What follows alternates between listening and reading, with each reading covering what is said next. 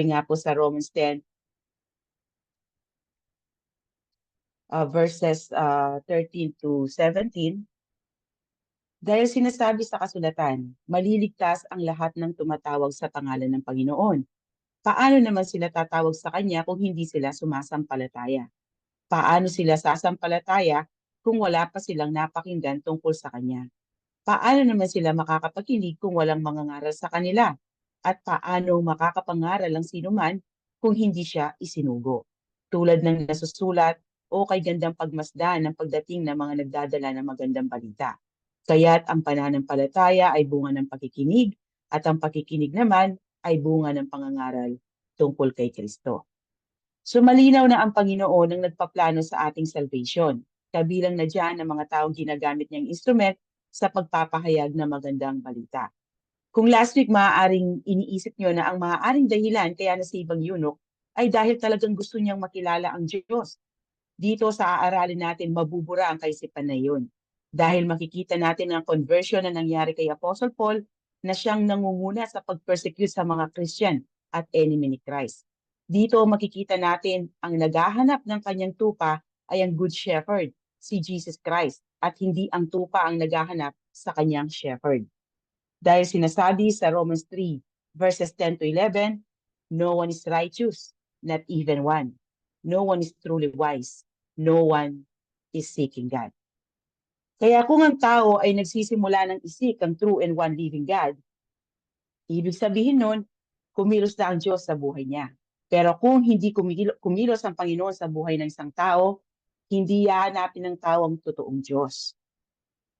So ngayon po, dito na tayo sa Acts 9 verses 1 to 19, the conversion of Saul.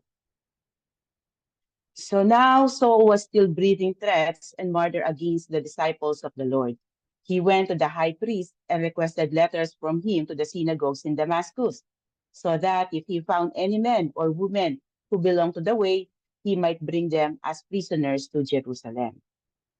After ng interlude sa chapter 8, kung saan nakikita natin ang ministry ni Philip, ibinalik tayo ngayon ng writer kay Saul or mas kilala sa tawag na Apostle Paul.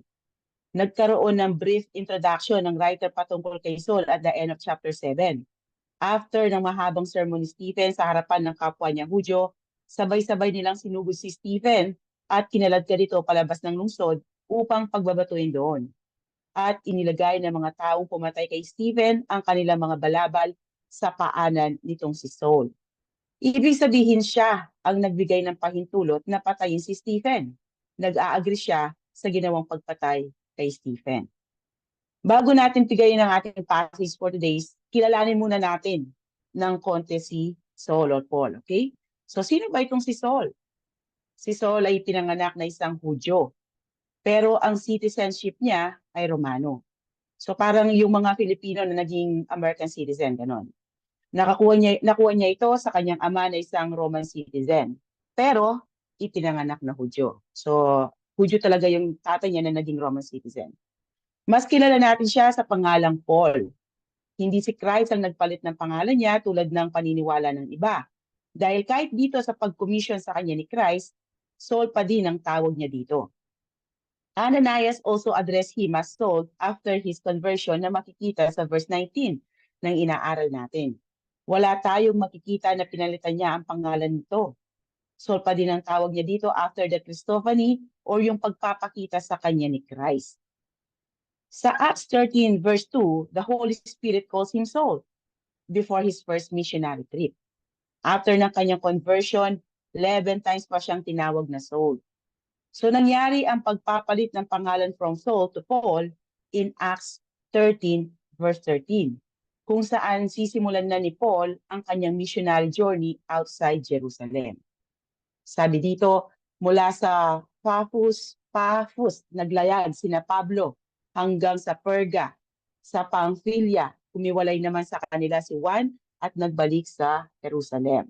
So makikita natin dito, the person who changes Saul's name is not Jesus, kundi ang writer ng Book of Acts na si Dr. Luke. Ang paniniwala ng nakakarami na simula't-simula, dalawa na ang pangalan ni Apostle Paul dahil sa Acts chapter 13 verse 9. Sabi dito, si Saulo na tinatawag ring Pablo, na puspos ng Espiritu Santo ay tumitig kay Elymas. So dito, Apostle Paul is being called both Saul and Paul. Hindi Saul the tyrant who was renamed Paul the Christian. Walang ganon na nangyari, okay? Kundi Saul and Paul are dual names of one man, both before and after his conversion.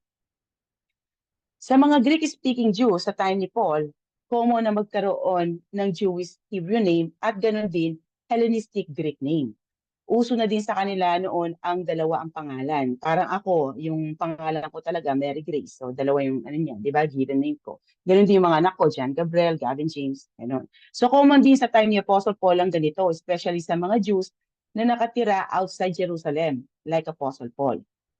So, malinaw na hindi si Jesus Christ ang nagpalit ng name kay Apostle Paul, kundi ang writer ng Acts ang nagbago sa pangalang gamit niyang pantukoy kay Apostle Paul nung magsimula na ang ministry nito sa mga Gentiles. Ginamit ni Luke ang Greek name ni Paul na galing sa Latin surname na Paulus. Saul was born in Tarsus, an important city in the Roman province of Cilicia. Ang Tarsus in ancient times was famous for its university. It was ranked with Athens, yung nasa Egypt, and Alexandria ng Greece as a city of culture, art, and education. Itong mga cities na ito ang most honored in the Roman world. Parang sa time natin ngayon, yung Harvard, Stanford, at Princeton. Ibig sabihin, hindi pipitsuging bayan ito. Dito ipinanganak si Saul. Dito siya tumira bago siya lumipat sa Jerusalem at the age of 13. Dahil sa mga Hudyo at the age of 13, considered na silang son of the law. So magsisimula na ang kanilang pag-aaral sa law or scripture. At dahil gusto ng kanyang mga magulang na sa best teacher of the law mag-aral si Saul, kaya ipinadala siya sa Jerusalem. Mababasa sa Acts 22 na sinabi doon ni Saul na siya ay lumaki sa Jerusalem. Dahil sa Jerusalem siya nag-aral under the greatest teacher in Israel, Rabbi Gamaliel the Elder. He was a Pharisee. Makikita yan sa Acts 23:6.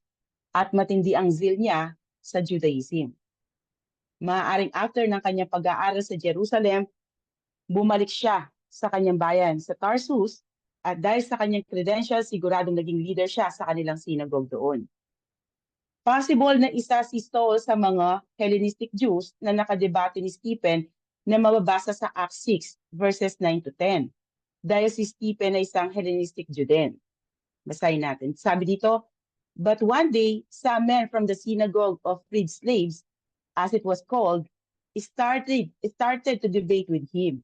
They were Jews from Cyrene, Alexandria, Cilicia, and the province of Asia. None of them could stand against the wisdom and the spirit with which Stephen spoke. So nakita natin dito, kasama ang mga Hudyo na taga Cilicia, kung saan ipinanganak si Apostle Paul sa mga nakadebate ni Stephen. At bukod dyan sa debating yan, siguradong narinig din ni Saul ang mahabang sermon ni Stephen bago siya pinatay ng mga Hudyo.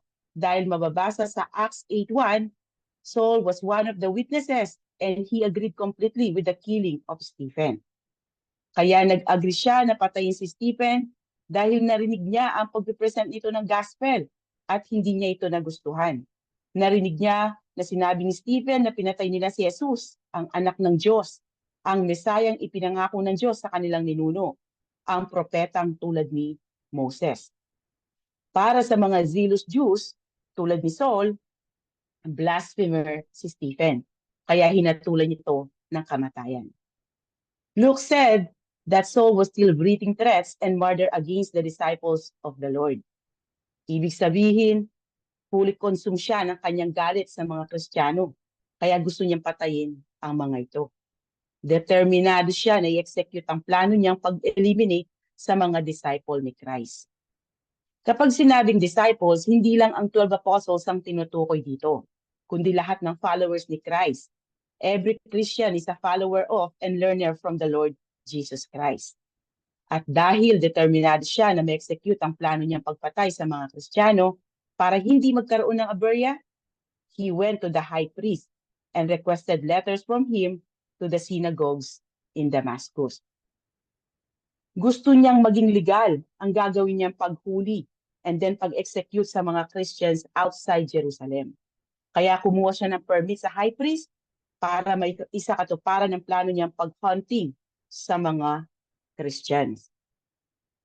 Napag-aralan natin sa Acts 8 na si Saul ang dahilan kung bakit umalis sa Jerusalem ang mga followers ni Christ at ang 12 apostles lang ang natira sa Jerusalem. Dahil sa persecution na ginagawa sa mga Christians sa Jerusalem na pinamumunan ni Saul, kaya napunta sa iba't ibang lugar ang mga believers at mayroong napunta sa Damascus. Yung mga nasa Damascus ang hinahanting ngayon ni Saul. Pinatotohanan niya yan sa harapan ni Haring Agripa. Pakibasa, Sister Maricel. Akala ko rin noong unay dapat kong gawin ang lahat ng aking magagawa laban sa pangalan ni Jesus na taga Nazaret. At ganun nga ang ginawa ko sa Jerusalem. Maraming Kristiyano ang aking ipinabilanggo batay sa kapangyarihan ibinigay sa akin ng mga punong pari ng mga Hudyo. Isa rin ako sa mga humatol sa kamatayan sa kanila. Pinarusahan ko sila sa lahat ng mga sinagoga upang piliting talikuran ang kanilang pananampalataya. Sa tindi ng put ko, inusig ko sila kahit sa mga lungsod sa ibang bansa. So isa sa mga lungsod sa ibang bansa na pinuntahan niya ay ang Damascus. Damascus is one of the oldest cities in the history of the world. Nabanggit na yan sa time pa ni Abraham. Ang Damascus noon at ngayon ang capital ng Syria. Sa ancient times, malaki ang population ng mga Hudyo dito. Ang evidence niyan ay makikita dahil sa dami ng pinatay ni Nero dito noong AD 66. Ayon kay Frederick Phoebe Bruce, na isang Scottish Bible scholar and theologian, na sabi niya sa kanyang commentary sa Acts na nasa 10 to 20,000 Jews ang pinatay ni Nero dito sa Damascus. Dahil sa laki ng population ng mga Hudyo dito, kaya for sure, madami ding synagogues dito. Marahil nakarating kay Saul na nasa Diyos na din ang mga Hudyo dito ng turo patungkol kay Kristo. Kaya driven by his twisted religious zeal, kumuha siya ng permit sa high priest para huliin ng mga Kristiyano dito upang ibalik sila sa Jerusalem at doon usigin. At ang worst na pwedeng gawin sa kanila ay patayin tulad ng ginawa kay Stephen. Konsum siya ng kanyang galit, kaya hindi lang lalaki ang target niya. Any men or women who belong to the way, he might bring them as prisoners to Jerusalem.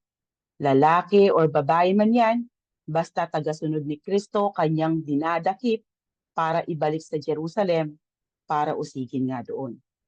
Then makikita natin dito na dinescribe ang Christianity as way. Makikita ang description na yan dito sa Acts 9, then sa Acts 19, verse 9 and 23, Acts 22, verse 4, and Acts 24, verses 14 and 22. Galing ito sa description ni Jesus Christ patungkol sa kanyang sarili. Sabi sa John 14:6, I am the way, the truth, and the life. No one comes to the Father except through me. Kay Jesus Christ lang matatagpuan ang kaligtasan. Si Jesus Christ lang ang way para makapasok tayo sa kaharian ng Diyos sa langit. Hindi ang religion or good works natin ang magdadala sa atin sa langit, tulad ng sinabi ni sa Titus 3 verse 5. Pakibasa po, Ate Hazel. Iniligtas niya tayo hindi dahil sa ating mabubuting gawa, kundi dahil sa kanyang awa. Iniligtas niya tayo sa pamamagitan ng banal na Espiritu na naghugas sa atin at nagbigay ng bagong buhay. So malinaw na hindi sa ating mabubuting gawa, kaya tayo naligtas, kundi dahil sa habag o awa ng Panginoon, ipinadala niya ang kanyang bugtong na anak upang akuin ang punishment na dapat sana tayo ang makakatanggap. Inako niya ang parusa na dapat ay sa atin. Ginawa niya iyon dahil alam ng Diyos na wala tayong kakayahan na matupad perfectly ang kanyang mga utos. Kaya si Jesus lang ang way papuntang langit, dahil siya lang ang nakafulfill sa lahat ng law ni God on our behalf. Siya lang ang sinless man na nabuhay dito sa lupa. Kaya ang sabi sa Acts 4 verses 11 to 12, pakibasa po, Sister Myla.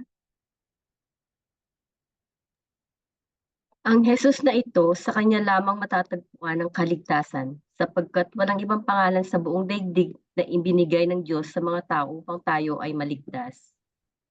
So, kay Jesus Christ lang po ang kaligtasan, okay? So ngayon, dala na ni Saul ang papers na kailangan niya. Ready na siya at ang mga kasama niya na pumunta sa Damascus. As he traveled and was nearing Damascus, a light from heaven suddenly flashed around him. Falling to the ground, he heard a voice saying to him, Saul, Saul, why are you persecuting me? So nung malapit na siya sa bayan ng Damascus, a light from heaven suddenly flashed around him. Yung nakakasilaw na liwanag na ito ay hindi dahil sa sinag ng araw. Makikita sa chapter 22 na ang liwanag na ito ay mas matindi pa sa sikat ng araw. Pakibasa po, Sister Nova. Acts 26:12-13. Yan ang dahilan kung bakit ako pumunta sa Damascus na may dalang sulat mula sa mga namamahalang pari. Ang sulat na iyon ang nagbigay sa akin ng kapangyarihan at pahintulot sa gagawin ko roon. Ang haling tapat po noon, Haring Agripa, at habang naglalakbay ako, biglang kumislap sa paligid namin ng mga kasama ko at ang nakakasilaw na liwanag mula sa langit na may nakakasilaw pa kaysa sa araw. At ang liwanag na nakita ni Saul na naging dahilan para matumba sila ng mga kasama niya ay walang iba kundi ang blazing glory ng ating Panginoong Jesus. Parang noong makita ni Apostle John ang mukha ni Jesus Christ na nakakasilaw tulad ng araw sa katanghaliang tapat, siya ay nahimatay. So sabi dito sa Revelation 1 verses 16-18, his face was shining like the sun at full strength. When I saw him, I fell at his feet like a dead man. He laid his right hand on me and said, Don't be afraid. I am the first and the last, and the living one. I was dead, but look, I am alive forever and ever. Sinasabi sa Acts 22:6 at sa Acts 26:13 na ang pangyayaring ito ay nangyari at noontime. Kung nangyari ito at noontime, ibig sabihin katirik-tirikan ng araw. And yet, mas maliwanag pa daw ito sa araw. Mas maliwanag pa itong blazing glory ni Christ sa sikat ng araw ng Middle East. Napakaliwanag, kaya naman natumba siya sa lupa. So pagkatumba niya sa lupa, bigla niyang narinig ang isang tinig na nagsasabing, Saulo, Saulo, bakit mo ako inuusig? Si Jesus Christ, kapag inulit-ulit niya ang pangalan ng isang tao, kind of rebuke iyon. Example, nung nirebuke niya si Martha, sabi niya dito, the Lord answered her, Martha, Martha, you are worried and upset about many things. Ganon din noong nirebuke niya si Simon Peter. Simon, Simon, look out, Satan has asked to sift you like wheat. Or nung nag-grieve siya dahil sa pag-reject ng mga Hudyo sa kanya na nire-represent ng Jerusalem. Jerusalem, Jerusalem, who kills the prophets and stones those who are sent to her.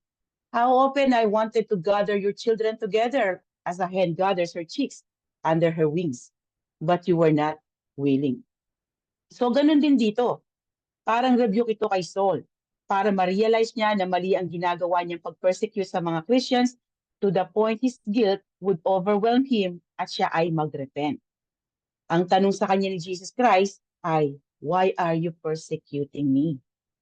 By this time, nasa langit na si Jesus Christ. Pero ang tanong niya kay Saul, bakit mo ako inuusig? So makikita natin dito ang katotohanan na nakalink ang buhay ng mga Kristiyano kay Jesus Christ. Kung ano man ang ginawa mo sa isang Kristiyano, ginawa mo ito kay Jesus Christ. Kaya walang nangyayari sa buhay natin na hindi alam ng ating mapagmahal na high priest. Kaya sa ginagawa ni Saul sa mga Kristiyano, ang talagang kinakalaban niya ay si Kristo. Hindi lang sa pag-persecute sa mga Christian ang pagkalaban kay Christ. If you reject the gospel, then you are against Christ. You refuse to submit to His Lordship because you do not love Him. Sabi nga ni Apostle Paul sa sulat niya sa Corinth, if anyone does not love the Lord, that person is cursed. Rejection of Christ is the very reason that eternally separates man from God. Eternal punishment sa hell ang parusa sa mga taong nag-reject kay Jesus Christ. Alam ni Saul ang tungkol sa Christian faith, kaya nga hate niya ang mga Kristiyano at pine-persecute ang mga ito. Alam niya ang claim ni Jesus Christ na siya ang Mesayang ipinadala ni God dahil ibinahagi yan ni Stephen sa kanila, tulad ng nasabi ko kanina. Fully aware din siya sa mga ginagawa ng mga apostles sa associates ng mga ito, like Stephen and Philip na gumagawa ng mga great signs and wonders. Kaya noong i-rebuke siya ni Jesus Christ, the conviction must have been overwhelming. Sabi niya, "Who are you, Lord?" Saul said, "I am Jesus, the one you are persecuting," he replied. Saul's immediate response was a question, "Who are you, Lord?" Sa pagsasabi niyang Lord, nire-recognize niya na heavenly being na nasa harap niya. At alam natin na hindi slow mag-isip si Apostle Paul. Sino ba ang master ng mga Christians na pinapersecute niya? Walang iba kundi si Jesus Christ. Kaya more or less, alam na niya kung sino ang nasa harapan niya. Maaaring tinanong na lang niya ito, dala ng takot at para makasiguro na rin siya. Ito ang worst nightmare ng isang taong kumakalaban sa Christianity. Sa mga born again, iyong malaman mo na ang kinakalaban mo ay ang totoong Mesaya na anak ng Diyos. That Christianity was true, the gospel was God's truth, at kinakalaban mo pala ay ang Diyos. Pinaka-worst enemy ay si God dahil hindi ka mananalo sa Kanya. Sabi nga sa Hebrews 10:31, it is a terrible thing to fall into the hands of the living God. Kalabanin mo na ang lahat, wag lang ang Diyos.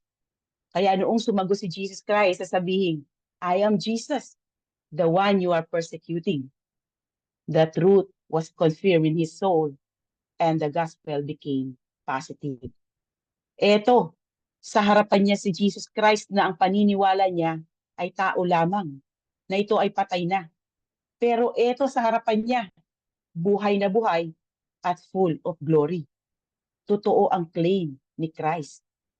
At totoo rin ang claim ng mga Christians. Ginamit ni Jesus Christ ang pangalang ibinigay sa kanya noong siya ay nagkatawang tao because Jesus means Jehovah saves. At makikita natin sa ibang account na ni-remind siya ni Jesus Christ na pointless and painful ang kanyang effort na pagkalaban kay Jesus Christ. Ang sabi niya dito sa Acts 26 verses 14 to 15, "We all fell to the ground, and I heard a voice speaking to me in Aramaic, 'Saul, Saul, why are you persecuting me? It is hard for you to kick against the goads.' I asked, 'Who are you, Lord?' And the Lord replied, 'I am Jesus, the one you are persecuting.'" So ito ang example ng mga goads, famously known as ox goads. Ginamit ito ni Shamgar para talunin ng mga Philistines na mababasa sa Judges 3 verse 31. After him was Shamgar, the son of Anath, who killed 600 of the Philistines with an ox goad, and he also saved Israel. Iba-iba yung itsura ng mga goads. Meron na parang tungkod lang, meron naman na parang sibat na may iron spike or sharp point sa may dulo, na ginagamit para i-train ng mga cattle, na ginagamit sa bukid para mapasunod ang mga ito, or kapag tinatamad na ang mga oxen sa paghila ng kariton or pag-aararo, ginagamit itong tungkod or goad na ito na pang-udyok or pang-sundo sa oxen to spur or steer the oxen up. Iba-iba din ang haba ng mga ito. Kapag maliit pa ang mga baka, mas shorter goad ang gamit nila. Then papalitan nila ito habang lumalaki ang mga baka. Approximately 8 feet ang haba nito kapag malalaki na ang mga oxen. Kung sa kabayo, gumagamit ang iba ng latigo, sa mga baka naman na ginagamit sa bukid, ganito ang gamit nila para mapasunod at i-guide ang mga ito. Usually may tao na nasa unahan na siyang nag-guide sa mga oxen gamit ang ox goad na ito. At dalawa ang maaaring maging response ng baka kapag ginamitan mo ng ganito. Either to kick back as a sign of resistance or susunod siya. Kapag ayaw kasing sumunod ng baka, ilalagay sa paa niya ang goad na yan. At syempre, masasaktan siya kapag nasipa niya ang iron spike niyan. Eventually, susunod din siya. Obviously, nonsense or useless ang paglaban pabalik sa goad. Dahil wala kang mapapala doon, masasaktan ka pa. Ang pinupoint ng proverbial phrase na ito is useless ang paglaban sa mas superior sa iyo. So ito ang ginamit na analogy ni Jesus Christ dito sa pag-confront niya kay Saul. Niremind niya si Paul na useless and painful ang kumalaban sa kanyang will. Kung patuloy niya itong gagawin, siya lang ang lalong masasaktan. Kung ipagpapatuloy niya ang pag-reject sa gospel, nilalagay lang niya sa kapahamakan ang buhay niya. Ito ang pinakamasakit, yung malaman mo na ang ipinaglalaban mo pala ay mali. Kahit ilagay na lang natin sa ating personal na buhay. Di ba napakasakit kapag kinampihan mo ang taong akala mo ay nasa katwiran? Sa bandang huli, malalaman mo mali pala ang iyong ipinaglalaban at kinampihan. Para kang tinarakan ng punyal sa dibdib. Ganon din marahil ang naramdaman ni Apostle Paul. Nung malaman niya na ang kinakalaban niya sa ginagawa niya ay ang Diyos. Pero mas mabuti nang ma-realize mo ito dito sa lupa at mag-repent ka kaysa ma-realize mo ito kapag namatay ka na. Doon mo malalaman na totoo pala ang gospel, pero huli na ang lahat. After mong lisanin ang mundo na ito, wala ka ng chance na mag-repent pa. So paano natin may relate ito sa buhay natin ngayon? Madalas, binibigyan tayo ng instruction ni God para baguhin natin ang takbo ng buhay natin. Or inuutusan niya tayo to do something for others or for God Himself. Pero, dead lang tayo. Patay mali siya tayo. Binabaliwala natin ito. Kaya ang nangyayari, nasasaktan tayo. Because we are kicking back at the goad. Kaya madalas yung nararanasan nating paghihirap or suffering, hindi dahil pinabayaan tayo ng Diyos, kundi dahil consequence ng katigasan ng ating ulo, ng hindi pagsunod sa Kanya. So parang nung bata ako, ako kasi yung pinakamasipag sa amin. Kaya kapag inutusan ako ng tatay ko, hindi kaagad ako sumusunod. So minsan, napapalo muna ako bago ako sumunod sa kanya. And then sasabihin ng nanay ko, susunod ka rin naman pala. Gusto mong pang mapalo. So ganun din dito. Sa ayaw o sa gusto natin, si God pa rin ang masusunod. Kaya bago tayo masaktan sa goad ni God, sumunod na tayo sa pinapagawa niya sa atin. Nakita natin dito, so humbly submitted to the goad and follow Christ. So after niya ma-realize na mali ang ginagawa niyang pagkalaban kay Christ, siya ay nag-submit sa lordship nito. And then nakareceive siya ng instruction mula dito. But get up and go into the city, and you will be told what you must do.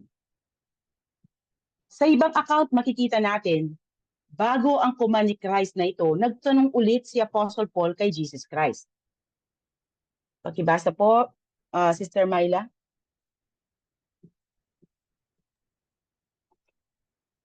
Nagtanong ako, sino po kayo? Sumagot ang tinig, ako'y si Jesus na taga Nazaret na iyong inuusig. At nagtanong po ako, ano ang gagawin ko, Panginoon? At sinabi niya sa akin, tumayo ka at pumunta sa Damascus at sasabihin sa iyo roon ang lahat ng iyong gagawin. So nakita niyo mga kapatid, the moment na nalaman niya na itong kausap niya ay si Jesus Christ, ang Lord ng mga Christians, automatic nag-submit siya sa Lordship ni Christ. Nagtanong agad siya kung ano ang gustong ipagawa sa kanya ni Christ. At tinawag ulit niya si Christ dito na Panginoon. Makikita natin dito na may nangyari ng conversion kay Saul.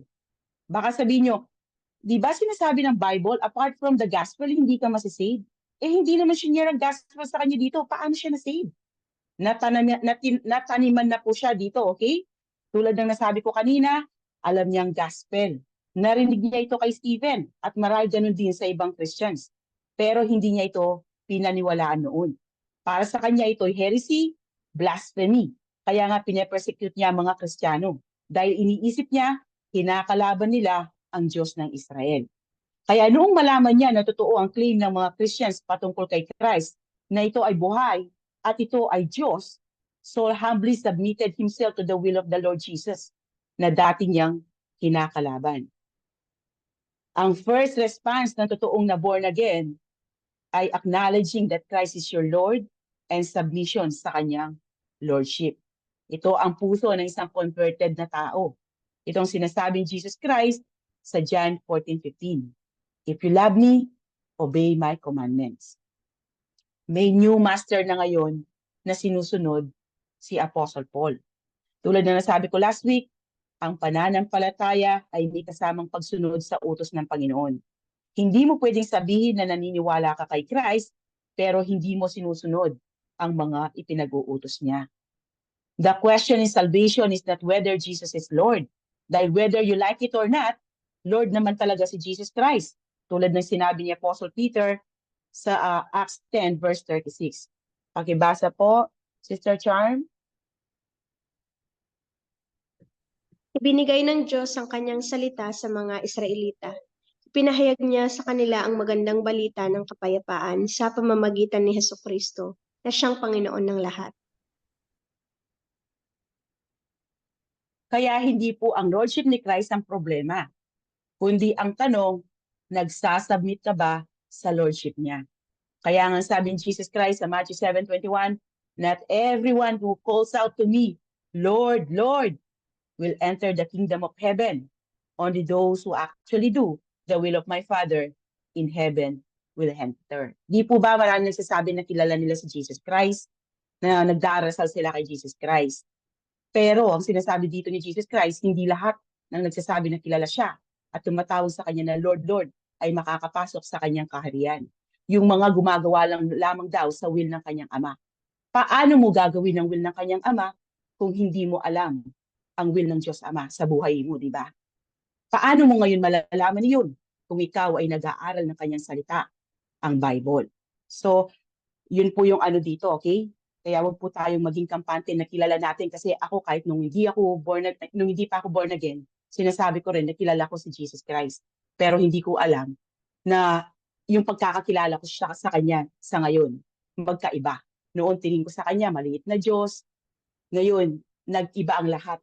Nung ako po ay iniligtas ng Panginoon. Nakita ko na siya ay equal sa Diyos Ama at sa Holy Spirit, na siya ay Diyos.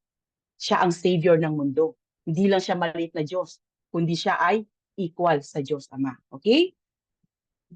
Nakita po natin dito ang pag-submit ni Saul sa Lordship ni Christ from the moment of his conversion to the end of his life. Fully devoted po ang buhay niya kay Christ. Kaya nasabi niya sa Galatians 2, verses 20 to 21, pakibasa po, Sister Sharon.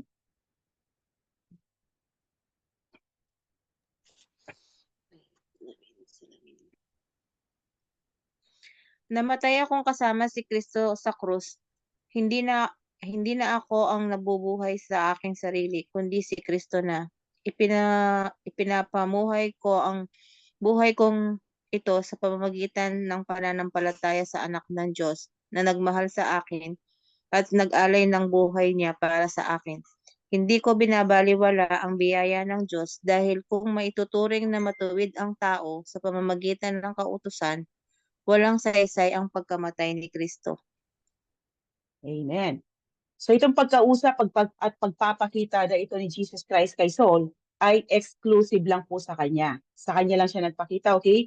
Nakita ni Saul ang risen Christ while his co-persecutors saw only the light. The men who were traveling with him stood speechless, hearing the sound but seeing no one. Sa ibang account, sinasabi doon na narinig nila na may nagsalita, pero hindi naunawaan ng mga kasama niya ang sinasabi ng boses.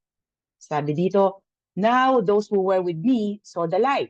Nakita lang nila yung liwanag, but did not understand the voice of the one who was speaking to me. Di ba minsan ganyan din po tayo? Lalo na kung hindi talaga tayong kausap, yung parang nagmamarites lang tayo, di po ba? Kaya madalas hindi natin naunawaan yung pinag-uusapan. So dito naman, hindi nila naunawaan ang sinabi ni Jesus Christ kay Paul dahil ang sinabi ng Panginoon ay para lang kay Paul. Siya lang ang tinawag ng Panginoon para maging apostle niya sa mga Gentiles. So after marinig ni Saul ang instruction ni Christ sa kanya, Saul got up from the ground. And though his eyes were open, he could see nothing.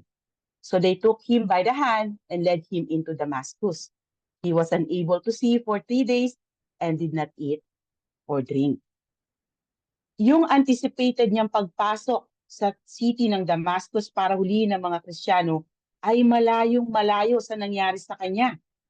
Kapag na-encounter mo si Christ, imposible pong hindi magbago ang mga plano mo sa buhay. 180 degree na pagtaliko dito sa mundo. Kaya maraming magbabago sa'yo. Hindi man po ito one time, big time, pero mayroon at mayroong babaguhin ng Panginoon sa'yo. Lalo na kung nagsasubmit ka po sa kanyang mga salita. Nakita natin dito kay Saul na instead na pumasok siya as the conquering hero of the devout Jews, he entered helplessly blinded. Though his eyes were open, he could see nothing. Bakit siya binulag ni Christ? Hindi sinabi ng Bible ang reason kung bakit siya nabulag. Una, maaaring ang dahilan ay dahil nakita niya ang blazing glory ni Christ, kaya siya nabulag. Sabi ng isang nabulag na astronomer, nabulag daw siya dahil sa matagal niyang pagtitig sa sinag ng araw. So marahil ganon din ang nangyari kay Saul. Siya ay nabulag nung makita niya ang nakakasilaw na glory ni Christ na mas matindi pa sa sikat ng araw. Isang reason din bakit siya nabulag is para i-humble siya ni God. Isang way para matigil si Paul sa kanyang ginagawa ay ang alisan siya ng paningin at makita ang kapangyarihang taglay ni Jesus. Kung paanong ipinakita ni Jesus sa 12 apostles niya ang kanyang power and authority, ganon din dito kay Paul. At ang pagkakabulag ni Paul ay nagpa-humble sa kanya. Fully dependent siya ngayon kay Christ. Hindi niya alam kung bakit ito nangyari at kung mag-stay ba siyang blind forever. This will bring him to his knees in prayers na makikita natin later on. Saul was full of himself. Masyado siyang prideful dahil sa credential na mayroon siya. He was a very proud man with a lot of hate in his heart. Pero no match siya kay Jesus Christ, who miraculously changed his life. Mula sa pagiging murderer and persecutor ng mga mananampalataya, naging defender siya ng faith at ng mga mananampalataya. From being the enemy to be the greatest missionary the world has ever known. At dahil nawalan siya ng paningin, yung mga kasama niyang naglalakbay took him by the hand and led him into Damascus. He was unable to see for 3 days and did not eat or drink. Nung nakita ng mga kasama niyang liwanag, tulad ng sabi ko kanina, pero hindi nila nakita ang glory ni Christ na intended lang kay Apostle Paul. 3 days Saul contemplates what had happened to him on the road to Damascus. So kahit sino po siguro sa kalagayan ni Saul ay magmumuni-muni sa mga pangyayari sa buhay niya. Makita din natin later on sa verse 11 na sa 3 days hindi lang siya nag-isip-isip ng mga pangyayari sa buhay niya, kundi nakipag-ugnayan siya sa Panginoon in prayers.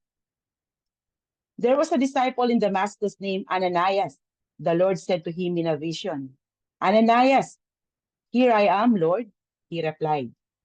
So habang nagko-contemplate si Saul sa mga pangyayari sa buhay niya, God was dealing with another man, the certain disciple at Damascus named Ananias. Hindi po ito si Ananias na pinarusahan ng kamatayan ni God sa chapter 5, okay?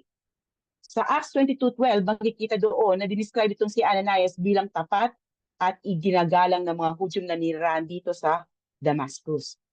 Sabi dito, doon ay nakatira si Ananias, siya ay tapat na sumusunod sa utusan at iginagalang ng mga Hudyong naninirahan doon. Most likely, isa siya sa mga spiritual leaders ng mga Christians dito sa Damascus Church. Ironically, isa siya sa mga main target ni Saul sa kanyang original plan na pagpunta sa Damascus. Ang sabi ni Christ sa kanya, "Get up and go to the street called Straight." The Lord said to him, "To the house of Judas, and ask for a man from Tarsus named Saul, since he is praying there. In a vision, he had seen a man named Ananias coming in and placing his hands on him so that he may regain his sight." So inuutusan siya ng Diyos na pumunta sa inakala niya na enemy pa din nila na si Saul, na tumutuloy sa bahay ng isang taong nangangalang Judas. Wala pong sinabi kung sino ang Judas na ito, okay? Common name kasi ito sa time na ito. At yung kalye na ang tawag ay Straight, hanggang ngayon ay nag-i-exist pa din daw po ito. Itong command ni God na ito kay Ananias ay test din sa kanyang pananampalataya. Gaano kalalim ang pagtitiwala niya sa Diyos para sumunod sa ipinapagawa nito, lalo na kilala si Saul na murderer or persecutor ng mga Christians. Actually, ito ang gagamitin niyang pang-protesta kay Christ para sana hindi sumunod sa ipinag-uutos nito. Siyempre, hindi naman po Diyos si Ananias, kaya hindi niya alam ang nangyari conversion kay Saul at hindi rin nireveal kagad sa kanya ito ng Diyos. Ang sabi ni Christ sa kanya, "Ask for a man from Tarsus named Saul, since he is praying there." So makikita natin dito na 3 days na walang paningin si Apostle Paul, siya ay nagpipray and fasting. Prayer is the spontaneous response of the believing heart to God. Yung mga taong totoong na born again from above, makikita ang transformed life nila. At ang isang pagbabago sa kanila ay ang pagiging prayerful nila. Dahil isang way para magkaroon ng communion kay God ang isang mananampalataya ay sa prayer. Prayer is as natural for the Christian as breathing. Paul became a man of unceasing prayer. Kaya nga sinabi niya sa 1 Thessalonians 5 verses 16 to 18, magalak kayong lagi, palagi kayong manalangin, at magpasalamat kayo sa Diyos sa lahat ng pagkakataon, sapagkat ito ang kalooban ng Diyos para sa inyo sa inyong pakikipag-isa kay Kristo Jesus. As a continuous na pakikipag-usap ni Saul kay God, he gave him a vision. He has seen a man named Ananias coming in and placing his hands on him so that he may regain his sight. Dito pa lang nagbigay na ng hope si God kay Saul sa pamamagitan ng isang vision or pangitain patungkol kay Ananias na isusugo ni Christ para bumalik ang sight niya. So nakita nyo ang puso ng Diyos? Ayaw niyang malugmok sa kapigatian si Saul, kaya ipinaalam niya kaagad dito na ang nangyari sa kanya ay temporary lang. At ito din ang way para makilala niya si Ananias at ganoon din si Ananias. Para makilala niya si Paul at i-welcome siya sa kanilang congregation. Parehas silang nagkaroon ng vision mula sa Diyos. At ito ang magko-connect sa kanila sa kanilang dating south and north na relasyon. Lord, Ananias answered, I have heard from many people about this man, how much harm he has done to your saints in Jerusalem. And he has authority here from the chief priest to arrest all who call on your name. So ito yung sinasabi ko kanina na excuse ni Ananias kung bakit hindi siya dapat mag-minister kay Paul. Malinaw na kung siya ang masusunod, ayaw niya. As if sinasabi niya ni Ananias dito kay Jesus Christ, Panginoon, sigurado kasi pinapagawa mo sa akin? Kilala ko ang taong tinutukoy mo. Dahil sa pangit na reputasyon na mayroon si Saul, kaya hindi natin masisisi si Ananias kung nagpoprotesta siya sa gustong ipagawa sa kanya ng Diyos. Alam niya kung bakit nandito sa Damascus si Saul. Alam niyang sila ang pakay nito. Yung gustong ipagawa sa kanya ni God ay parang risky and suicidal, di ba? Buhay niya ang nakataya dito. Ganon din ang ministry na ipinagkatiwala sa kanya dito sa Damascus. Pero dapat naisip din niya na banal at dakilang Diyos ang kausap niya dito. Kung nagtitiwala siya sa Panginoon tulad ng pagtitiwalang ginawa ni Philip, hindi niya ito kukwestiyonin. Pero tulad ng sabi ko kanina, hindi natin siya masisi. Normal sa tao yan, lalo na kung ayaw mo ang ipinapagawa sa iyo ng Diyos. Parang si Jonah, di ba? Ganon din si Moses. Anong sabi niya sa Exodus 4? Nung kinomission siya ni God para i-deliver ang mga Israelites sa pagiging slave sa Egypt. Hindi po ako marunong magsalita. Iba na lang daw ang ipadala niya. Si Jeremiah, ang sabi niya, masyado daw siyang bata para i-preach ang salita ni God. Hindi lang sa scripture natin makikita ang ganitong character. Madalas ganito din tayo. We have the audacity to suggest that maybe God is making a mistake when He gives a vocation or instruction to us. Minsan, tinuturuan pa natin siya kung ano ba ang dapat niyang gawin as if mas maalam tayo sa Kanya. Minsan, kahit sa prayer natin, ganyan din tayo. Inuutusan natin si God na parang genie. So, ipinaliwanag sa Kanya ni God na wala siyang dapat ikatakot. But the Lord said to him, Go, for this man is my chosen instrument to take my name to Gentiles, kings, and Israelites. I will show him how much he must suffer for my name. Ang paggamit sa atin ng Diyos for the furtherance of His kingdom ay hindi dahil gusto natin, kundi dahil sa sovereign choice ni God. Makikita natin dito na si God ang pumipili ng instrument na gagamitin niya. Kahit gustong-gusto mo, kung hindi ka hinirang ng Diyos para sa kanyang gawain, hindi ka magiging kagamit-gamit sa kanya. At naunawaan ni Ananias ang katotohanan ito, ganun din si Saul. Si Apostle Paul ay hinirang ng Diyos para maging instrument upang makilala ng mga Gentiles si Christ. Si Saul ang piniling apostles ng mga Gentiles. Mababasa natin yan sa Romans 11:13. I am talking to you, Gentiles, inasmuch as I am the apostle to the Gentiles. I take pride in my ministry. Ganun din sa Romans 15:16. I am a special messenger from Christ Jesus to you Gentiles. I bring you the good news so that I might present you as an acceptable offering to God, made holy by the Holy Spirit. Though madalas nauuna siyang magbahagi sa mga Hudyo ng gospel, pero alam niya ang primary calling niya ay ang mag-minister sa mga Gentiles. Ibinigay din sa kanya ng Diyos ang privilege na mag-witness para sa kanyang Lord and Savior na si Jesus Christ sa harapan ng mga hari, like kay King Agrippa sa Acts 25 and 26 na nabasa natin kanina, and most likely kay Caesar sa 2 Timothy 4 verses 16 to 17 sa kanyang pangalawang imprisonment sa Rome. At yung sinabi ni Jesus sa verse 16, I will show him how much he must suffer for my name. Totoo naman na nag-suffer siya para sa Panginoon. Makikita ang lahat ng naranasan ni Apostle Paul sa 2 Corinthians 11 verses 23 to 29. Pakibasa po, Sister Nova. 23, sila ba'y mga lingkod ni Kristo? Mas mabuti ako lingkod ni Kristo kaysa kanila. Para akong isang baliw na nagsasalita ngayon, higit ang aking pagpapagal kaysa sa kanila. Mas maraming beses akong nabilanggo, hinagupit ng napakaraming beses at madalas na nabingit sa kamatayan. 5 beses akong tumanggap ng 39 na hagupit mula sa mga Hudyo, 3 ulit kong naranasan hagupitin ng mga Romano at minsan pinagbabato. 3 beses kong naranasan mawasak ang barkong aking sinasakyan at minsan buong araw at gabi ako lulutang-lutang sa dagat. Sa malimit kong paglalakbay, nalagay ako sa iba-ibang panganib. Sa mga ilog, sa mga tulisan sa aking mga kababayan at sa mga hentil, mga panganib sa lungsod, sa dagat, sa mga huwad na kapatid. Naranasan ko rin ang labis na hirap at pagod, malimit na pagpupuyat at matinding gutom at uhaw. Naranasan ko ang ginawing ngunit wala man lamang may balabal. Bukod sa lahat ng ito, araw-araw kong pinapasa ng mga alalahanin para sa lahat ng mga iglesia. Kapag may nangihina rin ako at kapag may nahuhulog sa pagkakasala, labis ko itong kinagagalit. Amen. Hindi natapos ang kanyang pagdurusa para kay Kristo hanggang sa mapugutan siya ng ulo.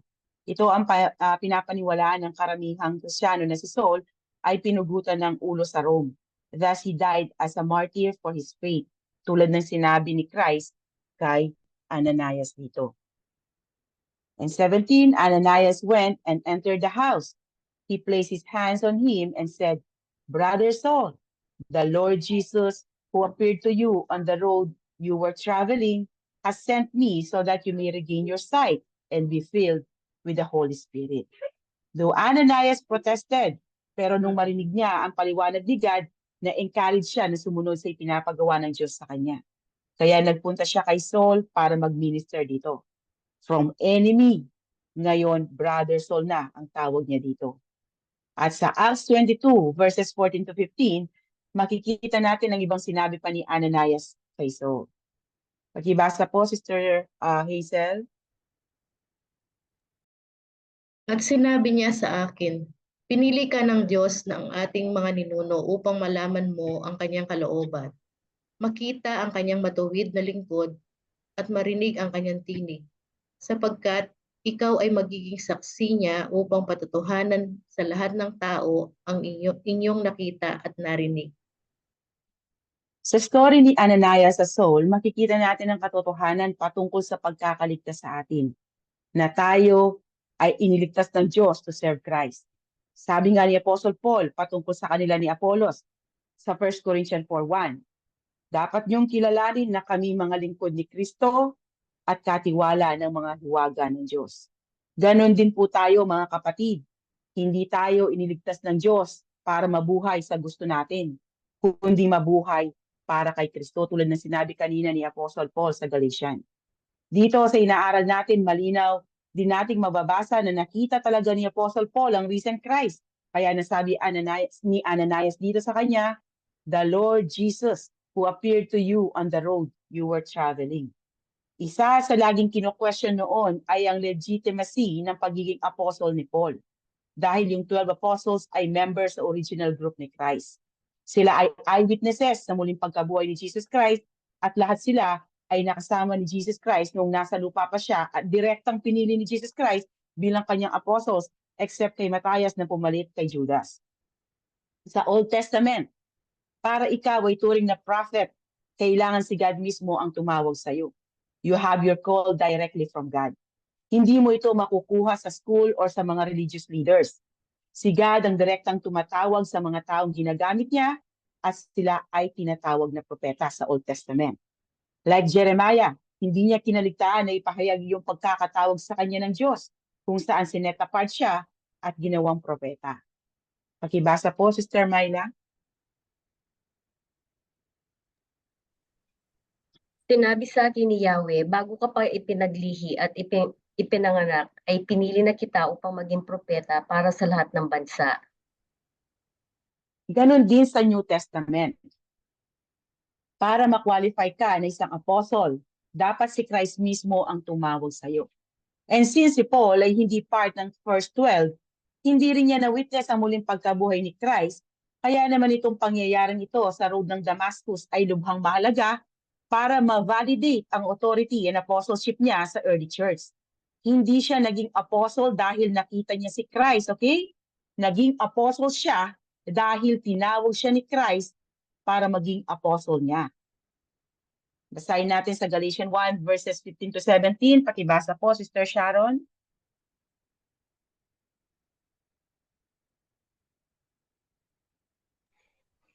Ngunit dahil sa kagandaang loob ng Diyos, pinili niya ako bago pa ako ipanganak at tinawag upang maglingkod sa Kanya. Nang minabuti niyang ihayag sa akin ang Kanyang anak upang maipangaral ko siya sa mga hentil, hindi ako sumangguni sa sinumang tao, ni hindi rin ako nagpunta sa Jerusalem upang makipagkita sa mga apostol na nauna sa akin. Sa halip, nagpunta ako sa Arabia at pagkatapos ay bumalik ako sa Damasco. So nakita natin dito sa inaaral natin ng chief credential ni Saul. At iyon ay walang iba kundi ang direktang pagtawag sa kanya ni Jesus Christ. He received a direct and immediate call from Christ. At paulit-ulit na sinabi yan ni Luke sa Book of Acts. Dito sa verse na inaaral natin, ganun din sa Acts 9 verse 27, Acts 22 verse 14, Acts 26 verse 16, 1 Corinthians 9 verse 1, at 1 Corinthians 15 verse 8. Yung nangyaring conversion kay Saul ay unique and sudden. Siya ang first and last na naka-experience nito dahil siya naman ang last apostle na tinawag ng Panginoon. Yung pag-commission kasi sa kanya ay unique, kaya siya lang ang nakaranas nito at wala nang iba pang makakaranas nito. Kaya nasabi nga niya sa 1 Corinthians 15:8, sa kahuli-hulihay, nagpakita rin siya sa akin kahit na ako'y tulad ng isang batang ipinanganak nang wala sa panahon. Para siyang premature baby dahil nga nangyari ang pagkakahirang sa kanya noong nakabalik na sa langit si Jesus Christ, which is kakaiba sa 12 original apostles. At dalawa ang pakay ni Ananias sa pagpunta kay Saul, so that you may regain your sight and be filled with the Holy Spirit. So hindi lang para makakita si Saul kaya nandito si Ananias, kundi para mapuspos din ito ng banal na espiritu. Kung ganon, nagdudwell na ang Holy Spirit kay Saul dito.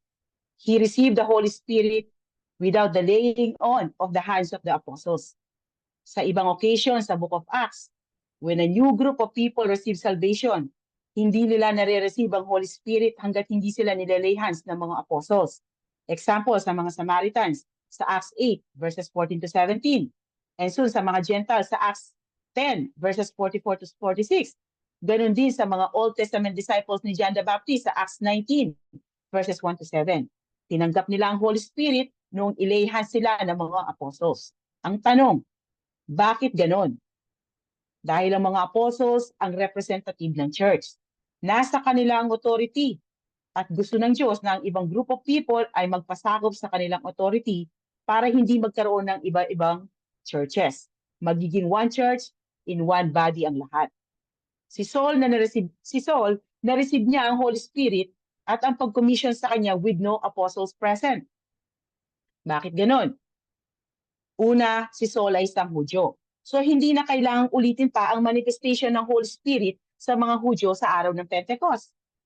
Pangalawa, isa rin siyang apostle in his own right at hindi niya nakuha ang authority na meron siya sa ibang apostles kundi galing ito mismo sa Diyos.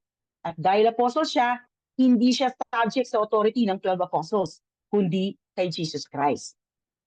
Tulad ng 12, pinili din siya personally ni Lord Jesus Christ and he received the Spirit for his commission and power directly from Christ.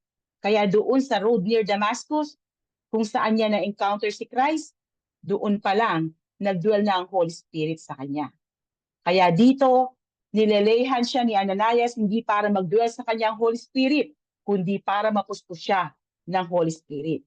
Hindi sinabi ni Ananias na nandun siya para matanggap nito ang Holy Spirit, kundi sinabi niya para ma-fill si Saul ng Holy Spirit. Magkaiba ang filled with the Holy Spirit at indwelling ng Holy Spirit. Napag-aralan na po natin dati yan, di ba? Kaya medyo pahapyaw ko na lang itatakel. Lahat ng mananampalataya ay nagdudwell sa kanila ang Holy Spirit, pero hindi lahat ay filled ng Holy Spirit. Kapag sinabing Spirit-filled ang isang believer, ang nagko-control sa kanya ay ang Holy Spirit. Kumaga nagko-control sa buong niya, pagkatao niya ay Holy Spirit.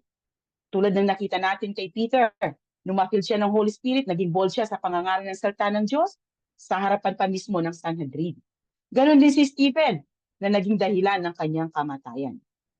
Power and control ang dahilan kung bakit kailangan mapuspos ng banal na espiritu si Apostle Paul para maging kagamit-gamit siya kay God. So after nilayhan ni Ananias si Saul, at once, something like scales fell from his eyes and he regained his sight. Then he got up and was baptized. So after magsalita ni Ananias, immediately bumalik ang paningin ni Saul. And in response to Ananias' exhortation na mababasa sa Acts 22, verse 16, ngayon, ano pang hinihintay mo? Sabi ni Ananias kay Apostle Paul, tumayo ka na at magpabautismo at tumawag sa Panginoon para maging malinis ka sa iyong mga kasalanan. So parang yung sinabi ni Ananias dito ay yung sinasabi sa mga tao bago sila i-baptize na nabasa natin sa Acts 8:37. Na pag-confess kay Jesus Christ as their Lord and Savior bago sila i-immerse sa tubig. Parang ano lang ito, parang iba lang yung pagkaka-deliver ni Ananias dito. At bilang tugon ni Apostle Paul sa sinabi ni Ananias, then he got up and was baptized. Sa kanyang pagbabaptize, he openly and publicly professed his faith in Jesus Christ and now united na siya sa mga taong dating kinamumuhian at pine-persecute niya. His hated enemies became his friends, while his former friends instantly became his enemies. Makikita natin yan sa verse 23. Sabi, pagkalipas ng ilang araw, nagtipo ng mga Hudyo at nagplanong patayin si Saulo. So ang bilis ng pangyayari, ano? Yung yung turn of events, ang bilis. Instant enemy niya yung dating kakampi niya. Bakit? Dahil naging obedient siya kaagad sa utos ni Christ sa kanya. Hindi siya nagpaligoy-ligoy para mag-testify patungkol sa nakita niya sa road near Damascus, kaya naman naging enemy siya kaagad ng mga Hudyo. And last verse, and after taking some food, he regained strength. Saul was with the disciples in Damascus for some time. Automatic, winelcome siya ng mga disciples ni Christ sa Damascus, and Saul enjoyed his first taste of Christian fellowship. Sigurado nag-celebrate ang mga disciples dito sa nangyaring conversion kay Saul. Threat siya sa kanila, pero ngayon kakampi na nila. Siguradong papuri sa Panginoon ang namutawi sa bibig ng mga alagad dito, dahil para silang nabunutan ng tinik sa kanilang lalamunan. Dito din natin makikita na walang lone ranger na Christian. Kailangan natin ang isa't isa para magpalakasan as iron sharpens iron. Yung desire natin to be with our fellow Christians ay isang mark of a transformed life. Sabi sa 1 John 3:14, we know that we have passed from death to life because we love our brothers and sisters. The one who does not love remains in death. Kaya nga ang bilin ng writer ng Hebrews is not to neglect the gathering of the saints, yung mga believers. So dito nakita natin ang pagpapakita ni Christ kay Paul, ang kanyang conversion, ang pagtawag at pag-commission sa kanya ni Christ at ang willingness ni Apostle Paul na sumunod sa utos ni Christ. Malinaw na makikita sa inaral natin na ang unang kumikilos para sa ating salvation ay ang Diyos. Kaya papuri at glory sa Panginoon sa pagkakasave sa atin. So dito po nagtatapos ang ating lesson for today. Thank you for listening. To God be the glory and God bless everyone.